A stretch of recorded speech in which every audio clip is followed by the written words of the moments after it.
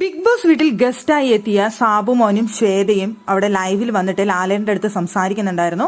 അവിടെയുള്ള house മേറ്റ്സിനോടും സംസാരിക്കുന്നുണ്ടായിരുന്നു. Hotel എങ്ങനെയുണ്ടായിരുന്നു എന്നുള്ളതാണ് അവിടെ ചോദിച്ച കാര്യം. ഹോട്ടൽ ഉടമകൾ നന്നായി എല്ലാ കാര്യങ്ങൾ ചെയ്തത് എന്ന് അവരെല്ലാവരും എടുത്തു പറഞ്ഞൊരു കാര്യമാണ്. ഹോട്ടൽ ഉടമകളാണ് ആ ഗെയിം കുളമാക്കിയത്.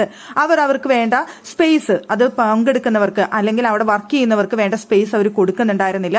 അവർക്ക് വേണ്ട കാര്യങ്ങൾ ഒന്നും തന്നെ മൈൻഡ് ചെയ്യുന്നുണ്ടായിരുന്നില്ല. പേഴ്സണൽ ഗ്രഡ്ജ് വെച്ചുകൊണ്ട് ഹോട്ടൽ ഉടമകൾ അവിടെ പെരുമാറിയത് എന്നുള്ളൊരു കാര്യമാണ് അവിടെ ഏറ്റവും കൂടുതൽ ചൂണ്ടിക്കാണിച്ചത്.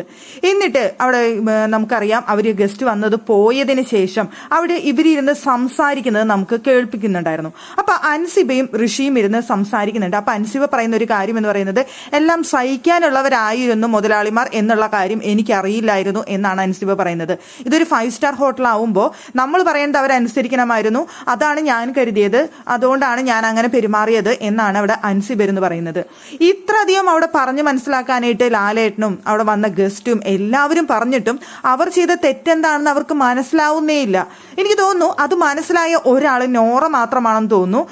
സംഭവം ശരിയാണ്, പല സ്ഥലത്തും നോറ അവിടെ ഇരുന്നിട്ട് പല കാര്യങ്ങളും പറയുന്ന സമയത്ത് ഇങ്ങനെയല്ല അങ്ങനെയാണ് എന്നും പിന്നെ പലരും പറയുന്നത് കേൾക്കാനും നോറ അവിടെ നോക്കുന്നുണ്ടായിരുന്നു, ശ്രമിക്കുന്നുണ്ടായിരുന്നു. പക്ഷേ അവിടെ നോറ ബിഗ് ബോസ് വിളിച്ച സമയത്ത് പോലും ചോദിച്ചത് പിരിച്ചുവിട്ടവരെ തിരിച്ചെടുക്കാൻ പറ്റുമോ എന്ന് ചോദിച്ച ഒരാൾ നോറയാണ്.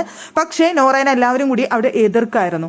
അപ്പോൾ അങ്ങനെ നോക്കുന്ന സമയത്ത് അവിടെ അൻസിബയും ഋഷിയും ഇപ്പോഴും അവർ ചെയ്ത തെറ്റെന്താണെന്ന് മനസ്സിലാക്കാനായിട്ട് ശ്രമിക്കുന്നേ ഇല്ല. നീ പറഞ്ഞത് മുഴുവനായിരുന്നോ ഞാൻ അനുസരിച്ചത് എന്നാണ് ഋഷി അവിടെ ചോദിക്കുന്നത്. അപ്പൊ അൻസിബ പറയുന്നുണ്ട്, നിനക്ക് നിന്റേതായ കാര്യങ്ങളില്ലേ, നീ നിന്റേതായ അഭിപ്രായങ്ങളല്ല അവിടെ പറഞ്ഞതെന്ന്. പക്ഷെ നമ്മൾ ലൈവിൽ കണ്ടതാണ്, ഋഷി എല്ലാ കാര്യത്തിനും അൻസിബയുടെ അടുത്ത് വന്നാണ് ഒപ്പീനിയൻ ചോദിച്ചുകൊണ്ടിരുന്നത്. ഋഷിയുടേതായ ഒരു ഒപ്പീനിയൻ അവിടെ കണ്ടില്ല നമ്മൾ.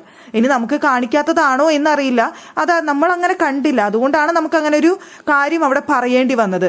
ഇപ്പോഴും അൻസിബയും ഋഷിയും അവർ ചെയ്ത തെറ്റെന്താണെന്ന് മനസ്സിലാക്കുന്നില്ല എന്നുള്ളത് തോന്നിയപ്പോൾ നമുക്ക് എന്തോ പോലെ തോന്നി. ഇത്രയും ലാലേട്ടനും അവിടെ വന്ന ഗസ്റ്റുകളും എല്ലാവരും പറഞ്ഞിട്ടും ഇനിയെങ്കിലും അവർ സ്വയം ഒന്ന് തിരിച്ചറിഞ്ഞാൽ നല്ലതാണ് എന്നാണ് എനിക്ക് തോന്നുന്നത്.